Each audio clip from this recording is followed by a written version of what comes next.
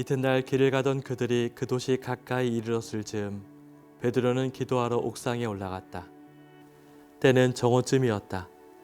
그는 배가 고파 무엇을 좀 먹고 싶어 하였다. 그런데 사람들이 음식을 장만하는 동안 베드로는 무화경에 빠졌다.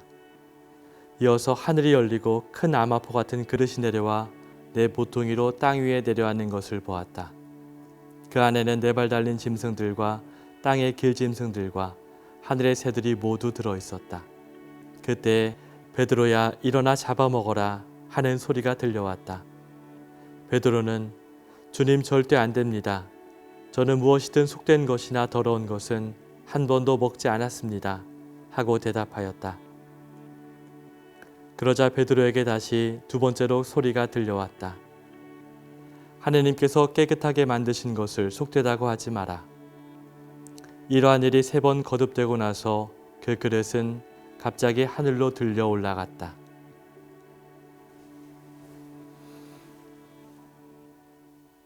네, 사도행전 10장을 읽어드렸습니다.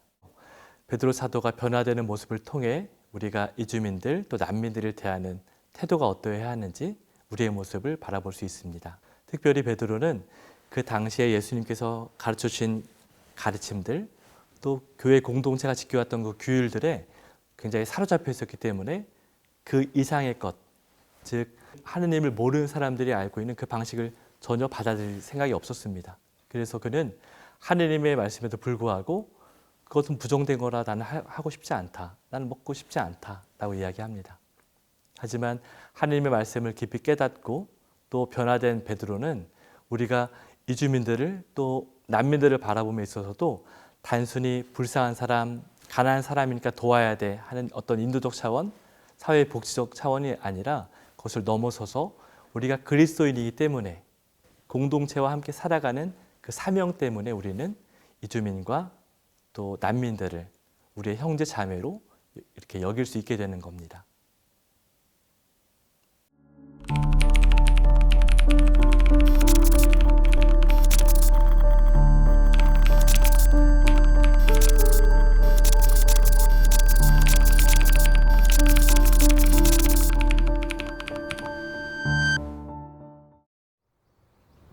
안녕하세요. 저는 고려대학교 아세아문제연구원에 있는 사회학박사 손인서라고 합니다. 네. 대표적으로 예를 들어 드리자면 이제 조선족 같은 경우가 가장 대표적인 예가 될 수 있을 거고요. 조선족의 경우는 이제 많은 사람들이 뭐 이제 범죄자라든지 혹은 이제 사기꾼이라든지 되게 부정적인 이미지를 많이 갖고 있고요. 그다음에 뭐 동남아시아 국가에서 온 이주 노동자들 같은 경우에는 게으르다거나 돈만 밝힌다든지 하는 그런 역시 부정적이지만 조금 다른 형태의 평가들을 갖고 있습니다. 사실 그 밑바닥에는 하나의 공통점을 발견할 수 있다고 생각합니다. 그것은 이제 이주민들은 대부분 한국인보다는 열등하다라는 인식이 그 저변에 깔려 있고요. 요약해서 말씀드리면 열등함으로 우리나라 시민이 될 수 없는, 즉 우리나라 사람과 이웃도 될 수 없고 결혼도 할 수 없고 한국인이 안 하는 3D 업종 같은 데서 일이나 하고 가야 되는 존재로서 묘사를 하기 때문에 이제 왜 많은 사람들이 거기에 호응을 하고 있는가와 관련돼서 생각해 볼 부분이 있는데요. 이주민들을 우리와 함께 살 사람이 아니라고 생각하기 때문에 가짜뉴스를 쉽게 받아들이는 것에 일조를 하고 있다고 생각을 하거든요. 그러니까 만약에 내국인에 대한 어떤 가짜뉴스가 있다면 꽤 많은 사람들이 아마 의심을 하고 할 거예요. 그렇지만 이주민이니까, 우리가 아니니까 조금 잘못 생각하면 뭐 어때? 네, 이렇게 생각하는 게 되게 크다고 생각하거든요. 그러니까 그것을 해결하려면 일단 내가 너무 그들을 무시하고 있는 건 아닌지 다시 한번 돌아볼 필요가 있다라고 생각을 하고요. 세 번째로는 이제 그걸 통해서 누가 이득을 보고 있을까? 예. 그런 뉴스를 퍼뜨림으로 해서 그냥 우리가 정보를 얻는 것 이상일 거란 말이죠. 누군가의 의도에 의해서 작동되고 있고 혹은 나의 어떤 편견에 의해서 그걸 쉽게 뱉고 있는 건 아닌지 돌아볼 필요가 있다고 생각을 합니다. 그러니까 불법 체류자는 국제기구에서 잘못된 용어라고 얘기를 했고요. 올바른 표현은 미등록 이주민이라고 표현을 하도록 권고를 하고 있습니다. 그래서 미등록 이주민의 숫자가 약 40만 명 정도거든요. 근데 이제 이 원인을 놓고 여러 가지 갑론을박이 있는데요. 근본적인 원인은 그 고용 허가제로 대표되는 단순 기능직 인력을 해외에서 수입하는 제도의 문제가 가장 크거든요. 그 제도의 가장 근본적인 핵심은 그 노동자의 정주를 허용하지 않는 것, 단기 순환이 원칙이에요. 즉 짧은 기간만 일하게 하고 다시 돌려보내는 게 원칙이거든요. 최소 3년, 최장 4년 10개월 동안 거주할 수 있도록 설계가 되어 있는데요. 그러니까 그거 자체가 매우 짧죠. 예. 그리고 적절한 어떤 조건이 있으면 연장도 가능해야 하는데 현 제도에서는 연장이 매우 어려워요. 쉽지 않아요. 예, 그게 첫 번째 문제고요. 두 번째 문제는 고용허가제 핵심 조항 중에 하나가 작업장 이동 금지 조항입니다. 사업장 변경 금지는 사실 고용주의 차별과 어떤 부당 행위를 가능하게 만들어 주고 있거든요. 현재는. 그러니까 임금을 안 준다든지, 혹은 뭐 폭언 폭행이 있다든지, 혹은 매우 위험한 일을 시켜도 노동자는 배역할 방법이 없어요. 그 조항 때문에. 그래서 그게 가장 위험한 조항이고요.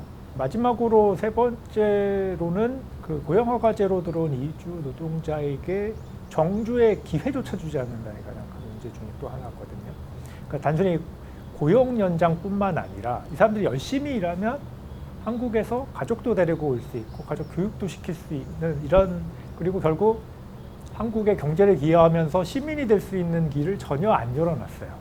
네, 이것 또한 매우 큰 문제이고요. 그렇게 한 3-4가지 정도로 요약을 할 수 있을 것 같습니다. 네, 저는 난민 사도직을 하고 있는 성가 소비녀회 소속 그라시아 수녀입니다.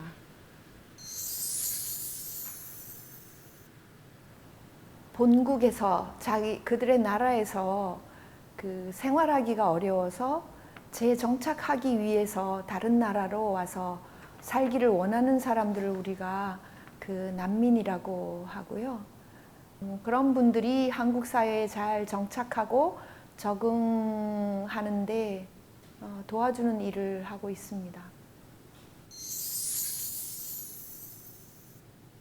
그 난민들 상황에서는 그 인도적 체류 자격을 갖고 있는 G1 비자를 갖고 있는 분들이 대부분입니다.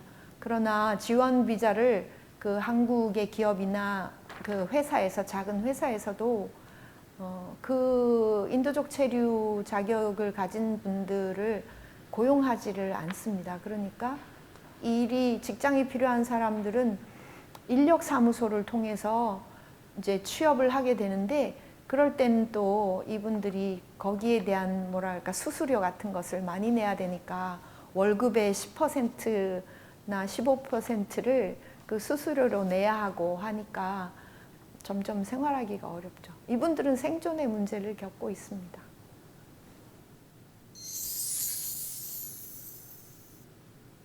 저는 난민 신청하시는 분들이 이런 절차를 통해서 한국에 와서 재정착하고 싶으신 분들은 미리 좀 준비를 하셨으면 좋겠다. 한국 정부에서 난민을 인정받기 위해서 어떤 것들이 필요한지 좀 알고 준비해 오셨으면 좋겠다는 생각을 하게 되는데, 그분들도 그런 상황이 안 되니까 준비를 못할 경우가 많거든요.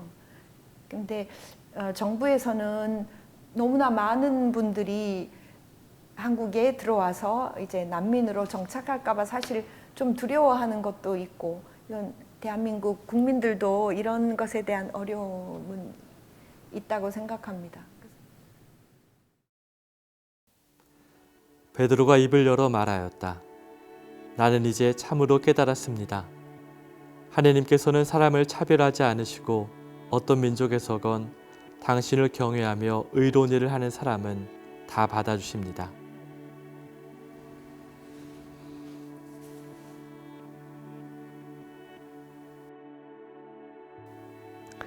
이 성경에서 말하는 황금률은 사실 더 쉽게 이야기하면 하나님께 받은 사랑을 우리도 하나님께 또 우리 이웃에게 돌려줘야 된다는 그 성경 전체를 꿰뚫는 큰 주제이기도 하죠.